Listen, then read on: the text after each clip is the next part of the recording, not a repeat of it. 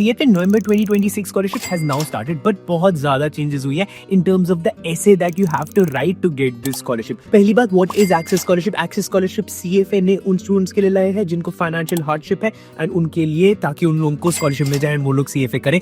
अब इसकी फीस कितनी होती थी? $1100 से $1500 होती थी फीस. अब वो डाउन टू $400 हो जाएगी if you get the Access Scholarship. इसकी डेडलाइन क्या? इसकी डेडलाइन 3 मार्च को है, बट इसके बाद एक और विंडो खुलेगी जो कि Feb 2027 स्कॉलरशिप की होगी. बट अभी 2026 में अगर आप अभी अप्लाई करना चाहते हो, there are changes and let's talk about the changes that have happened to the CFA access scholarship. First major changes, अब आपको 2 एसेज नहीं लिखने, सिर्फ एक एसे लिखना है. एंड जो एक एसे का प्रॉम्प्ट है that has also completely changed. अब ये एक ही प्रॉम्प्ट है जो आपको फिल करना है. अब इस प्रॉम्प्ट के बारे में अगर हम लोग गौर से देखें, अगर आप किसी फर्स्ट लाइन देखते हो, आप एक्सपीरियंस, चैलेंज और मोटिवेशन, आपको इन 3 चीजों में से, 3 कैटेगरीज में से एक चीज चूज करनी है. एक चीज अच्छे से समझो, अभी तक जो प्रॉम्प्ट था that was more of a statement of purpose, जहां पे आप लिखते थे कि मैंने ये पढ़ाई किया, ये किया, ये किया, ये किया.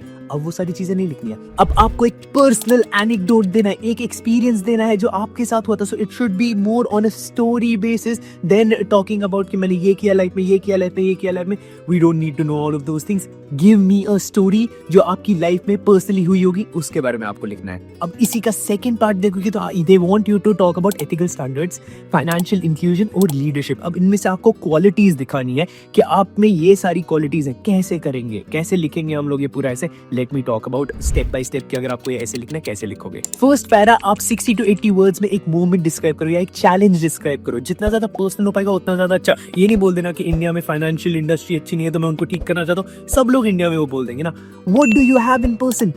आपकी लाइफ में क्या हुआ था? जैसे मैंने एक पर्सनल केस अपने स्टूडेंट्स को देना शुरू किया कि मेरी लाइफ में मैंने खुद से देखा कि मैं एक बारी बैंक गया एंड बैंक वाला मुझे बोलता है गारंटीड मंथली इनकम प्लान है. मैंने बोला ये क्या होता है? उसने बोला कि अगर आपकी जॉब चली गई आपको हर महीने मंथली इनकम मिलेगी. If you go to any of the big banks, HDFC चले जाओ, किसी भी बैंक चले जाओ, वहां पे एक गारंटीड मंथली इनकम प्लान है. If you look into the returns of it, ridiculous, the worst investment ever, but they still try to pitch you this.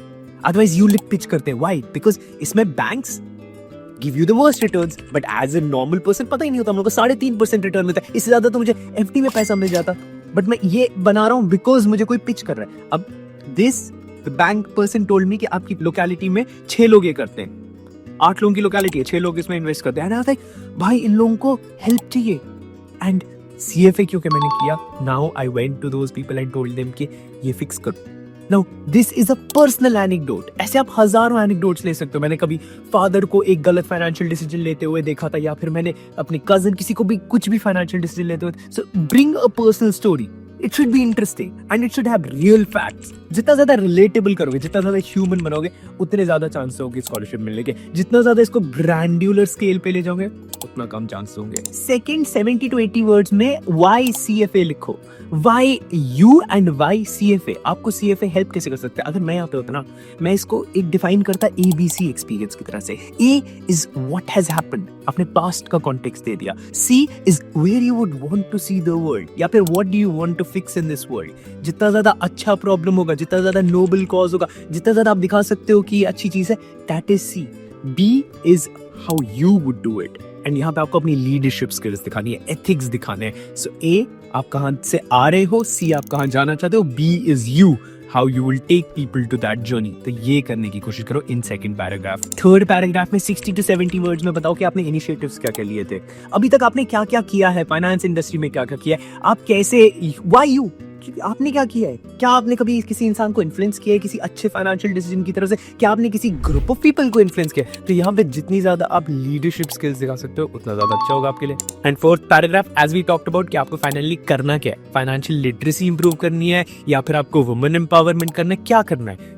And you, all of that you talk about in fourth paragraph. अभी अगर आप ये video देख रहे हैं and you want help with CFA Access Scholarship, हमारे पास अभी भी कुछ स्लॉट्स अवेलेबल है for CFA Access Scholarship. आप फॉर्म फिल कर सकते हैं इन द डिस्क्रिप्शन. अगर आपको स्कॉलरशिप मिलती है अमेजिंग, नहीं मिलती है then also we have something that we can give you. Provided अगर वो नहीं मिलते, you can go to the description, fill the form. My team will get in touch with you and आपको पूरा स्कॉलरशिप का प्रोसेस समझा देंगे. हम लोग एग्जैक्टली कैसे हेल्प करते हैं, हम लोग क्या सर्विस प्रोवाइड करते हैं स्कॉलरशिप में, उस सारे बारे में आपको बता देंगे. Form in the description. एक important thing what you should not talk about in your CFA access scholarship now. First, अपना रेज्यूमे फिर से चेप नहीं देना, कॉपी पेस्ट. रेज्यूमे को बस इंग्लिश में लिख दिया, that's not required because prompt has changed. In the past prompt, that was required. Now it isn't. Second, in the past prompt, it used to ask you to demonstrate your financial need. अब नहीं मांग रहा तो don't provide it. CFA in general exam में भी and हर चीज में लाइफ में what the question is asking answer that, उसके आगे बढ़ने की जरूरत नहीं है। तो you don't need to explain your financial need. Third, छोटे गोल्स नहीं रखना। छोटे गोल क्या हो सकता है? CFA will help you make more money, will make me a millionaire, will help me get this job, या will help me move abroad. वो सारे छोटे गोल्स होते हैं। नोबल कॉज रखना। प्लीज मेक श्योर जितना ज्यादा नोबल कॉज होगा उतना ज्यादा your chance of getting a scholarship. Fourth, buzzwords और चैट जीपीटी नहीं चाहिए। बहुत लोग बज़वर्ड्स यूज करते हैं, फायदा नहीं है। तो keep it normal plain English conversational. कुछ स्टोरी सुनाओ, जितना ज्यादा स्टोरी सुनाओगे उतने ज्यादा चांस होंगे। एंड चैट जीपीटी भी नहीं, ऑब्वियसली यू नो, इतने डम तो नहीं होगे चैट जीपीटी से सबमिट कर दोगे। Yes, you can use it for getting ideas, but eventual final tone इंसान का होना चाहिए। चैट जीपीटी का you can see through a mile. And eventually tone एक रिफ्लेक्टिव, मैच्योर एंड ग्राउंडेड इंसान का रखना। कॉकीनेस नहीं दिखाने की जरूरत है। हम ह्यूमंस हैं, नॉर्मल ह्यूमन है। Keep that tone, keep a normal tone, and you are not entitled to this scholarship. So keep that in mind, regardless of how good your situation is or how much you have done in this industry, you're not entitled to this scholarship. तो अगर नहीं होता है that's fine, but do not mention this कि ये मिलना जरूरी है। I've seen people who do that. Don't do that. That's instant reject. Final tip, ethics तुम्हारी नैया लगा सकता है या नैया डुबा भी सकता है। जितने ज्यादा एथिकल होगी इन जनरल CFA एग्जाम में भी, बिकॉज एथिक्स सबसे ज्यादा इंपॉर्टेंट एस्पेक्ट आ जाता है आपके CFA level 1, level 2 and level 3 में।